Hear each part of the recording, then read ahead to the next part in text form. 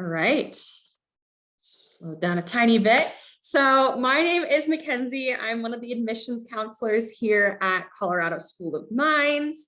I'll be doing your introduction today, then I'm going to turn it over to our lovely panelists and moderator who are going to be conducting this Mines at Mines session. So this session is all about academics at Mines and the things that are affected by academics as well. You'll notice down at the bottom that there is a Q&A feature. Feel free to use that to ask any questions that you have to our panelists.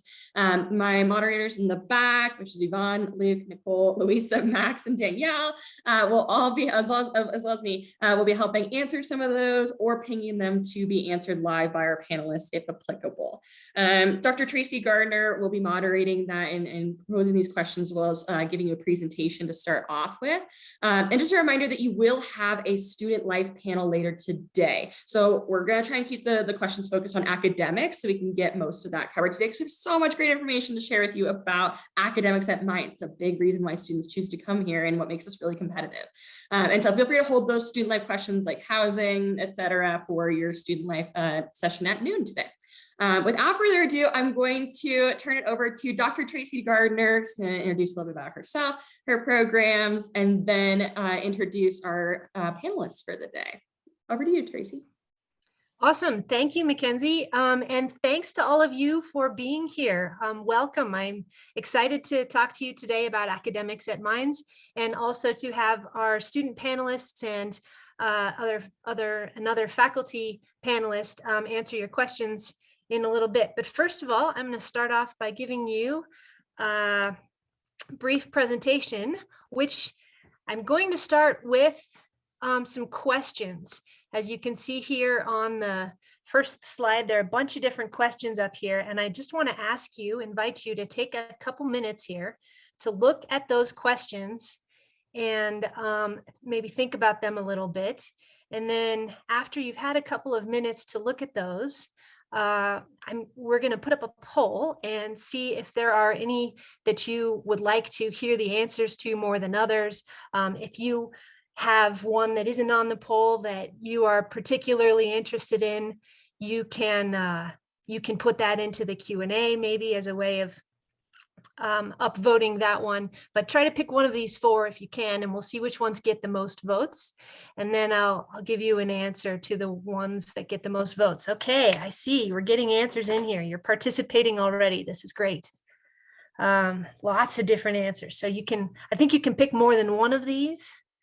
We've got 85, 86 people who have answered so far. Looks like someone might be putting something in the Q&A.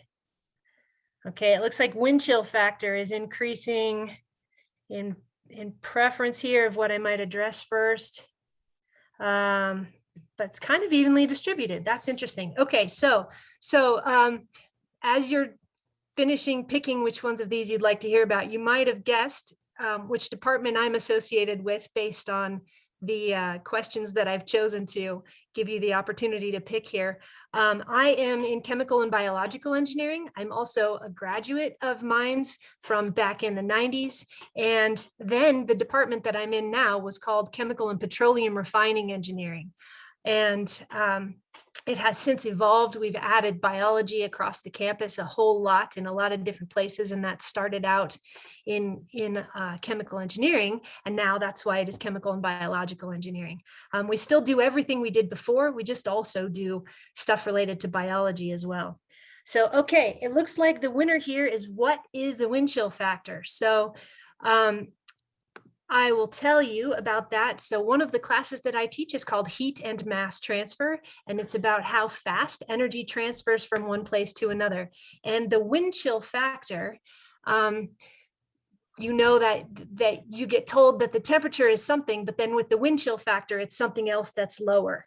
Okay, and that doesn't mean the temperature is actually lower. What it means is that because the wind is moving the air past your skin faster, you transfer heat from yourself to the air faster. So it's not actually a difference in temperature compared to what you would measure with a thermometer in the air. It's a difference in how fast your body loses heat. And so that's kind of a cool thing. And you can quantify that in terms of saying, oh, it feels like what it would feel like if it were this temperature, but the air were still. So that's what the the wind chill factor is. Okay, one of the reasons we put this up is that before we had Zoom and the ability to instantly let all of you into the room all at once, people would be filing into the room. And what we would see and hear in a space like that is that people would just be talking and looking at these questions. We even changed the structure of the room that we had this session in so that we had round tables instead of rows to promote people talking more. And I bring this up to you to let you know that this is the way Minds works. And this is what I think is probably about the most important thing about academics at Minds, is that we are very focused on having, I'm trying to get this to advance to the next slide, having a focus on the concepts and having intellectual curiosity. This is one of the things I think that makes Minds so special. And it comes all the way down to the structure of the furniture in the classroom. So I'm going to talk about that here in just a minute. But one thing that I wanted you to get out of that is like thinking about if you got excited about trying to answer any of those questions, and realizing that if you're trying to learn something from someone, it's going to be a lot more fun if you're getting yourself involved in it too. And if it sparks some interest in something you want to know something about, or maybe know something about already. The first sign of likely success at Minds, that you will be successful at Minds, is that you even thought about any of those questions and wanted to try to figure them out. Okay, if you just ignored them and thought, oh, I don't care, you might have to think a little bit about whether or not this is what you want to do. It doesn't mean it isn't what you want to do, but if you did get excited at all, that is a very good sign that you can be successful at Minds. Did they make you think about other related things? Did you think about, oh yeah, I heard something related to that in my science class or my math class or my economics class or something like that? And if so, that's also great. Notice that I'm not saying that you knew the answers. That is far less important than that you just get excited and want to try to learn and discover. Intellectual curiosity, that is a key component of the students and the faculty and staff and everybody who's associated with Minds. Okay, so with that in mind, here is a short little video I'm going to play for you that talks about how you can. Colorado School of Mines has 4 key academic programs designed to help Sorry, I don't know what happened here. you succeed, no matter where life takes you. Built around open-ended problem solving and teamwork, you can explore and pursue your academic and professional interests to customize your college experience. All first-year students take Cornerstone Design the first year they join the Ore Digger community. This course immediately gets you thinking about how to tackle complex, open-ended problems while developing professional skills. You'll work on a multidisciplinary team to address a real-world challenge. Recent examples include designing mechanisms for ocean cleanups, repurposing infrastructure and waste reduction, and improving bicyclist safety, where one team designed a helmet that measured impact to monitor a rider's risk of concussion.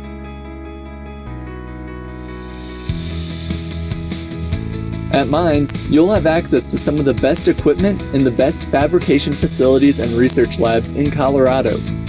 Even as an undergraduate, you can work with our esteemed faculty members and make a difference in research that's changing the world. Our professors are approachable and supportive, ensuring that you are equipped with the right skills and knowledge while working on projects you're passionate about. Cassandra is working in the Colorado Fuel Cell Center, where she's testing fuel cells in extreme conditions and trying to advance fuel cell technology. In addition to class credit and research assistantships, we also provide opportunities like the Freshman Research Initiative and the Minds Undergraduate Research Fellowship to help you get started on groundbreaking research. Current students will often tell you that field session is the reason they love their major. This immersive course is typically held in the summer of your 2nd or 3rd year. This is a hands-on experience where you apply your coursework in the field, oftentimes addressing a challenge posted by an industry partner. Field session helps hone your skills as a scientist, mathematician, or engineer, and helps build your professional network. Geophysics students recently spent 2 weeks at Mother Spring in Pagosa Springs, Colorado, where they used techniques including seismic gravity, electromagnetics, and ground-penetrating radar to gather and analyze data, and then presented their findings, which further characterized this large geothermal system in the upper San Juan Basin.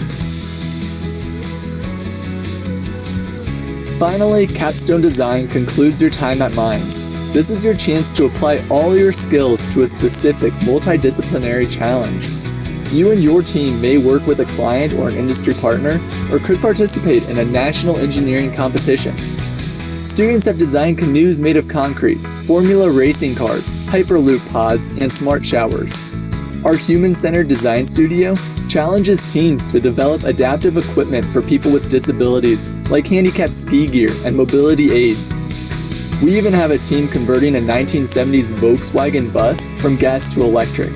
Your capstone project will distinguish you from other engineers as you near graduation. Together, these signature experiences help you define your career aspirations and give you the tools to navigate whatever path you choose.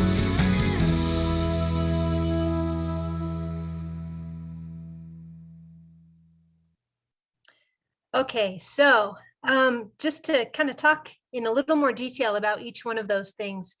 The number one thing I think that separates Mines from any other place is the people, primarily the students, but also the faculty and staff. Everybody here is effectively working on the same sorts of things, as opposed to being at a very large school where engineering is one thing you do, and you might have roommates that are studying something else entirely and don't have quite the same focus as you do, or level of homework or whatever else. So everybody's in the same place, and everybody tends to be, you know, excited, somewhat nerdy, interesting people who enjoy each other's company and who really enjoy learning. So that intellectual curiosity piece is key, I think. So number one, I think, is the people. The next thing, you've probably heard before that the School of Mines is tough. And that is true. We have a high level of rigor at the School of Mines. And the reason for that, which is what I think is one of the coolest things, is that we focus on the concepts. So I don't know if you've heard of Bloom's taxonomy, but this is about levels of learning and understanding. You can remember things, you can understand things, you can apply things, but when you move up into these higher order thinking skills like analyzing, evaluating, and creating, it gets a little tougher, but it also gets a whole lot more interesting, and it prepares you better to solve the problems that the real world has. And at Mines, we have a very strong emphasis on these higher order learning skills. We definitely teach you these things as well, but everybody has access to information much more easily now than it used to be in the past. And so the information itself isn't the point. The point is being able to take that information and the ideas and use those to innovate and to be leaders and to create new ideas. And so we have a strong focus on this, which does make it more difficult maybe than just having to remember or understand, but it also creates a better scientist or engineer who can solve problems better in the real world. Another thing that you've seen a little bit about, and I'll talk a little bit more about here, is the design of and throughout the curriculum. So the design of the curriculum, the point of this is that we have a teaching and learning center, the Trefny Center on campus, that helps faculty continually evaluate their own teaching and learn new and better ways of teaching. You've probably heard that one of the most important skills to have in the future is adaptability, because things change. I mean, we all experienced this in the last year and a half or so with COVID-19, and you've probably seen it with a whole lot of other things as well. You have to be adaptable. And in order to be adaptable, you have to sort of be able to think and not just do. And so we are constantly evaluating what's the best way to teach the new and changing incoming sets of students that we have. It's not going to be the same as it was 20 years ago. It's not the same as when I was a student here. And it's not the same as it was when I started teaching here, which was even more recently. So So this focus on the design of the curriculum is key, and then this design throughout the curriculum. You heard about cornerstone and capstone. You will have opportunities to use the things you're learning in the classes in a hands-on way through field session, undergraduate research, cornerstone and capstone design. And that helps you get more context to the things that you're learning and helps keep you motivated and excited about what you're doing. So these are key elements of what everybody will experience at Minds that I think are great. So I've mentioned this a little bit too, but the design of the curriculum also is incorporated in how we design our classrooms. So this picture down here on the bottom left is our studio biology lab. Biology, the first time it was taught at Minds was in a large stadium style lecture classroom, and it was a typical class kind of thing where you have 50 minutes of lecture and then you go do homework. That wasn't the best way for people to learn. And so significant investment was made in changing the furniture and the classroom space and everything to make it a better learning environment. And this has continued throughout the design of our new buildings. The classroom spaces that we have chairs that move around and swivel around, and even a wall that goes up into the ceiling here that you can turn two separate classrooms into one larger classroom that are active learning style classrooms within 93 seconds. I think it takes for that wall to go up into the ceiling. And in the studio biology lab, these are pods. These tables are shaped like propellers because a group size of 3 people working tends to promote the most learning for all of the students. And then pods, where 3 groups of 3 can then share and interact with each other, is also more useful for learning. These have sinks here and an individual workstation plus a monitor on the instructor's workstation. Just the whole design of the educational experience is very focused on maximizing the learning of the students. I'm going to show you a little video here of this classroom. These are a few of my students. I had a colleague who was teaching in one room and I was in the other. And when we wanted to combine forces, we would raise the wall and just teach all together in the same room at the same time like this. These chairs are called note chairs. They swivel. Some of them have cup holders.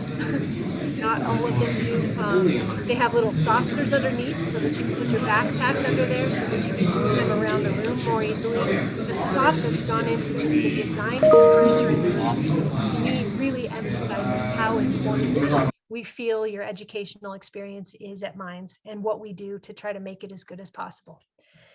The last thing that I want to say that I think is very important and key about academics everybody experiences at Minds is that there's a strong focus on your life, not just your learning, not just the classes, but we want to educate you as a well-rounded, civically minded, ethically responsible scientist and engineer, and one who's connected with things that you're interested in doing and connected with a great alumni network as well. So there's a big focus on your life here and beyond as well. So summing that up, what makes Minds special? The people, the focus on the concepts, design of and throughout the curriculum. We've got a great education emphasis plus great resources, and then your life here and beyond. So that's the main thing I wanted to make sure everybody heard. And so now we are going to move on to our panel discussion. So what I would like to do is stop sharing for a bit so you can see us a little bit larger and ask everybody to introduce themselves and say what department you're in, and then a little bit about yourself, whatever you want to say that will help everybody know who you are. And then the number one thing that you think everybody considering Minds should know. So I'm going to start with Emily, please, if you would go first. And then Lydia will be next. Good morning, everybody.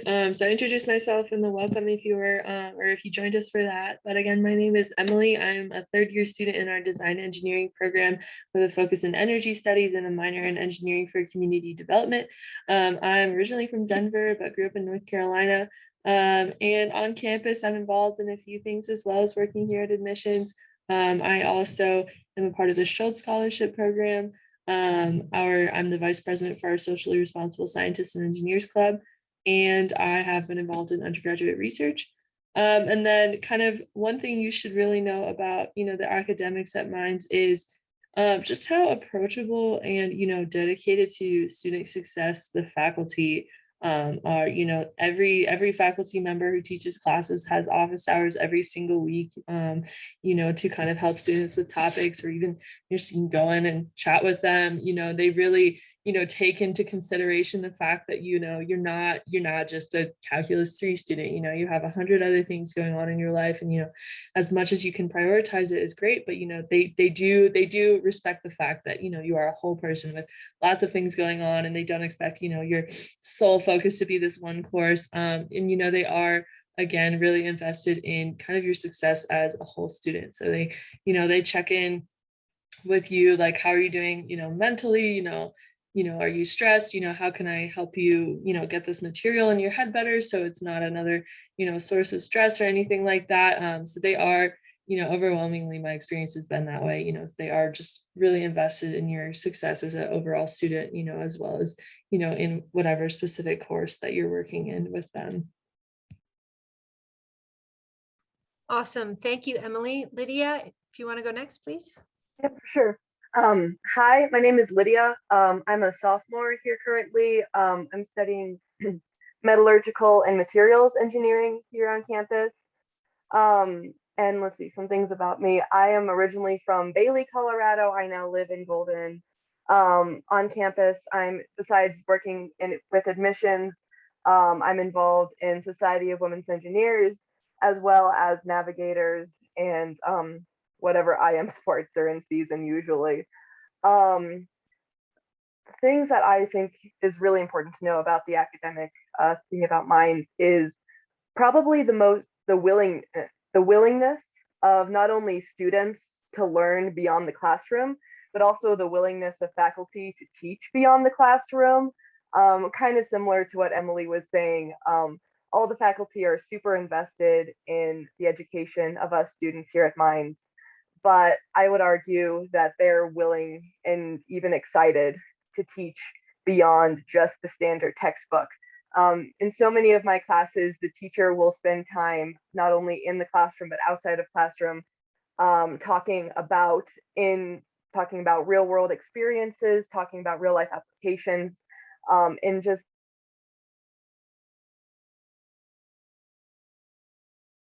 even brought on by students that really help the information sink further than just the standard textbook definition. And I also think it's really cool because all of the students want that, or at least I want that. And I can't tell you how many times me and my group of friends have gone to office hours to get help on like a thermo homework problem.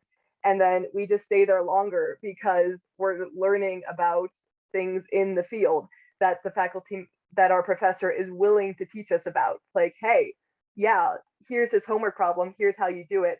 But also, here are like 3 different ways stuff like this is important in the field, or ways to apply it.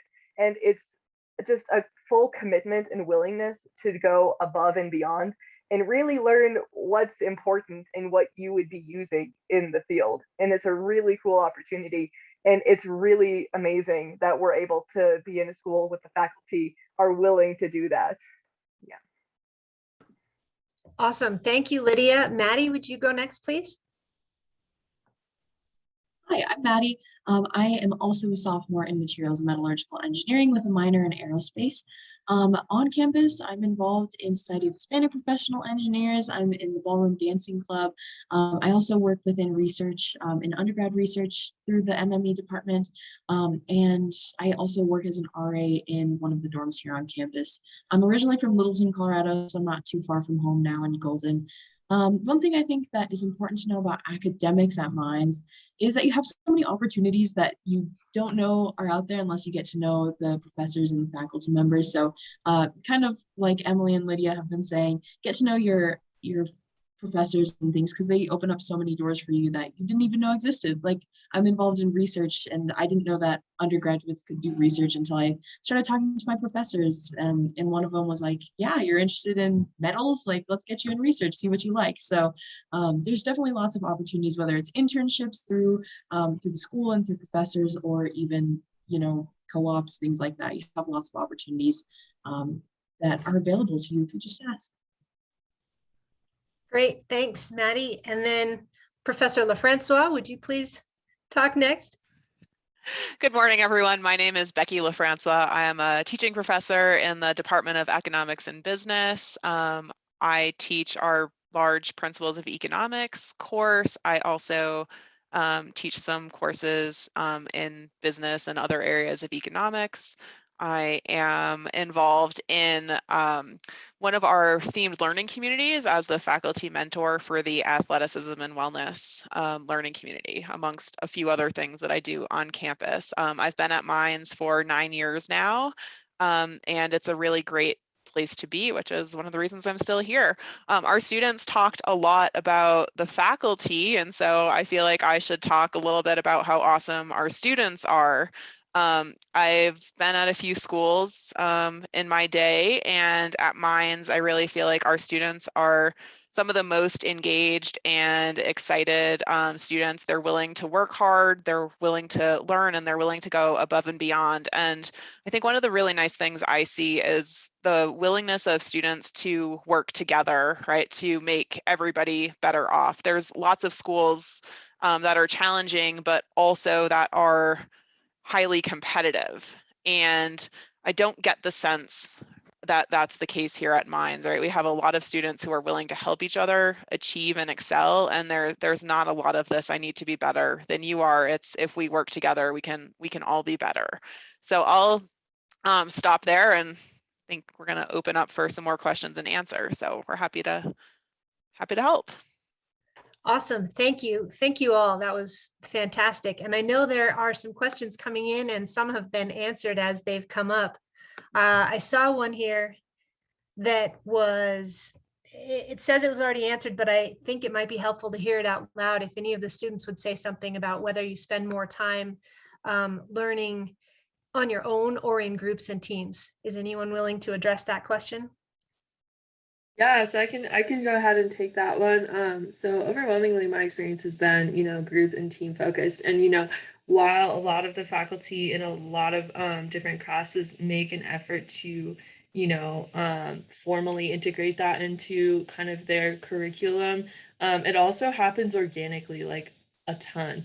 Kind of just by virtue of the fact that, everyone at Mines is kind of starting out with the same core classes that'll apply to any of our majors, especially your first couple years before, you've really declared, or, you're taking those intro science classes and math classes and things like that. So when you start out with those, while you're in, formal groups for, some of the labs or, the studio sessions, whatever it may be, it also just happens organically because like we kind of mentioned before, it just works better to make your assignments and your test prep and everything you're working on collaborative. You can learn from each other really well. It's a really good way to get material in your head by talking through parts of the material, with other people. Maybe you're explaining components to your friends and they're explaining other parts that maybe you don't get as well. So, while it is a major part of, a lot of the courses formally, it also happens even more just organically because it is such a beneficial learning technique. So definitely, and once you're kind of in your more major specific classes and you really are kind of with the same group of people as you're going through the higher level classes, with the same people in your major, you can build even stronger relationships with those people. You're in lots of different classes together, and then those groups become even more solidified and even more beneficial as the material gets more difficult. So definitely more on the team-based side in my experience, for sure. Thank you, Emily. There was also a question in here about AP scores and dual enrollment that Nicole would like to answer. So Nicole, would you like to unmute and answer? I actually posted some resources in the chat.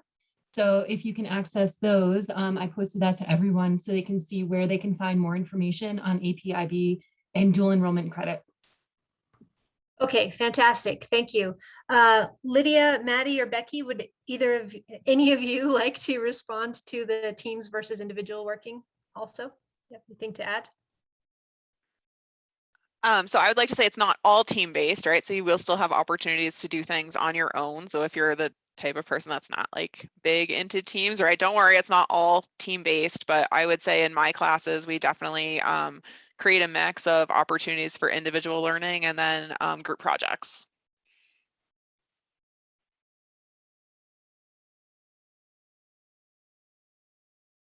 Okay, I'll add one thing too. In my classes, I've started having sort of a different sort of homework assignment where the normal closed-ended problems that they all have the solutions to, we kind of work on those in class and spend less time on those outside of class. But outside of class, the students get to create their own concept question and calculation problem based on the week's material. And then they make a little short video explaining what those questions are and their answers to them. And then they peer review each other's. So this is another way of sort of working with each other. So they give each other feedback and ask each other questions, and then they can modify those questions that they posed in the first place, and those become their project turn-ins. So that's just another sort of form of how you can be doing your own individual work, but then also working with each other to try to help understand things even better.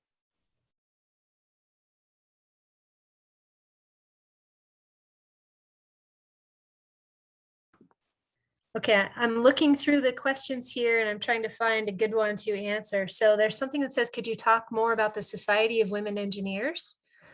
Would someone, are any of you in SWE? Would you like to talk about that, or else I can address it if no one has something to say? Yeah, I can talk about it a little. I signed up for the Society of Women Engineers through Vanguard Scholars. And I honestly wasn't quite sure how like beneficial it would have been, but I'm actually really glad I did sign up for it. It is a really, really good way to meet other women on campus. The Society of Women Engineers is on Mines campus, is the largest group in the nation, which is really cool.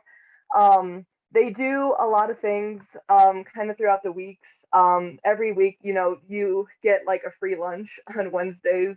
And they'll oftentimes like have speakers come or networking events. I know Minds normally has a career day every semester where you get to talk to companies who are looking for hires or internships. But this semester through SWE, they also kind of had one kind of just for girls, or just for the women with SWE. And it's just a really, really cool way to kind of network and meet other faculty, other company people, and also just other girls on campus. And like we kind of talked about, kind of building that community and kind of building, meeting people to kind of learn with. And yeah, honestly, group studies, it's a really, really cool opportunity to meet a lot of people. Great. Thank you, Lydia. I appreciate that. There are a couple here that I think I can answer fairly quickly, so I think I'll go ahead and do that. One is about, are there English class requirements for freshmen? The answer to that is yes. We have nature and human values is one, and then a human systems course are required for every student. And then there are opportunities to take upper level courses as well. They tend to be more focused on science and technology, and then also writing and ethics associated with those things. So they're the kinds of English classes I think that that all scientists and engineers need. So yes, there are some. There are also robotics competitions on campus. That is a thing, and also off of campus, you can get into a robotics club. We also have a class called Robot Ethics. That's kind of cool. So, and then the other one I want to answer really quickly is classes are mostly taught by professors. I guess there are maybe occasional exceptions where graduate students teach classes, but it is very much dominated by faculty teaching the courses. Okay, so those were some I could knock out quickly. Does anyone else see another one in there they want to try to answer? Yeah, I'd actually like to tackle the one, well, it's a few questions from Seth. How do most students spend summers? Do they stick around, do research, and then what an average school day looks like? So for me this past summer, I did a couple of things. I was here in Golden. I did a lot of work for admissions. And then I also had a research experience with the humanitarian engineering department. So I got to do a 2-week field session. Typically the research is on responsible mining practices with small scale gold miners in Colombia and Peru. And so we do a field session every summer. It's about 2 weeks long, typically in Colombia. This year we did it here in Colorado just due to COVID concerns. So that's kind of what my summer looked like, a combination of, this humanitarian engineering research team and working for admissions. I also spent a good amount of time doing kind of fun stuff I like to do. So I did a ton of camping super close by, working on my dirt bike, all kinds of stuff, hiking, hanging out with, my roommates and other friends who had, spent the summer here in Golden as well. And then an average school day. So my Monday is probably the best example of what this looks like for me. So in the mornings, I typically, head to the admissions office. Sometimes I'll, give tours or cover the front desk or, work on event planning like Discover Minds here. That's kind of my morning. And then usually my friends and I we all kind of have the same lunch break from classes and work and things. So we'll take an hour around lunch to go climbing at the rec center. That's one of our favorite things to do. And then my classes on Mondays are all in the afternoon and evening. So I'll have about 3 hours of classes in the afternoon, get a little break, get some homework done. And then I actually have an evening class on Mondays too, from usually about 6 to 7:30 or 6 to 8. Sometimes it goes long. So that's one of my kind of later, longer classes. But after that, I get the lovely reward of Woody's College Night, which is very popular among students. So every Monday night, Woody's, the best pizza place in Golden, does their college night. So it's like $9 or $10 all you can eat pizza, and they do a buffet. And so we go way too frequently to college night on Mondays. So I like that. I like doing that after my kind of later class. So that's a pretty busy day. A lot of them aren't that long, but that's a good kind of representation of what a bigger day with a lot of things going on might look like for me, at least. Awesome, Emily. That's really great. I love how it included all kinds of things, some actual classes, some homework, some fun with friends, some working out. Great. Becky, it looked like you wanted to say something earlier. Do you want to answer one of the questions? Well, I was just going to ask the students, because you had highlighted in addition to faculty office hours, what are other resources that are available to get help on campus? And I think they might have better answer. I mean, I have some of the answers, but I wanted to put that out to them as to what do you do for help if it's not faculty office hours, and what are some of the resources available to you? I can answer that one. There are lots of different support networks through Minds. So there are often, like, a lot of the times people will go to professor office hours, but also like TAs for the class host office hours. So those are super helpful to go to. But we also have on-campus tutoring through our CASA. And so they like host tutoring for most classes in like their CASA house. So they offer tutoring for most classes, but also there are always students in there just working on homework. And so oftentimes you can find people working on the same thing as you. So you can kind of get help there as well. And a lot of the times, like especially freshman year, everyone's taking kind of the same classes. And so it's super easy to get help from just people around you. When you live in the dorms, like there could be someone across the hall who's in the same class as you. So it's super helpful to live on campus in that respect, because you have access to a lot of people who are in the same classes and resources as well. So that's some of what I use, at least.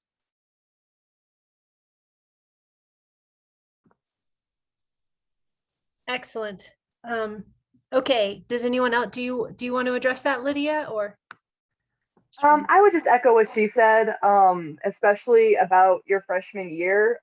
When I lived in the dorms, like 80% of the students in my hall were taking like almost the exact same classes as me. And so you immediately had a really good support team and a really similar learning environment. We would all go to the kitchen and study for the upcoming phys exam or, stuff like that. And so I highly would agree. Fellow students are always a huge support team. And then, yeah, there's a lot of both online and in-person helps through either faculty, TAs, CASA. Yeah, you don't have a lack of a support team. Perfect. So we have about 5 minutes left. And before I forget, I want to remind you that when you're done with this session, you should go on then either to the parent session next, if you're a parent, or you go to, oh shoot, what was it called? If you're a student, you go to the student session. There was a name. The for it. herd. Herd meeting. That's it. The herd meeting. Okay, good. Last questions anybody wants to address here? I saw one about like transferring majors and things like that while at Mines.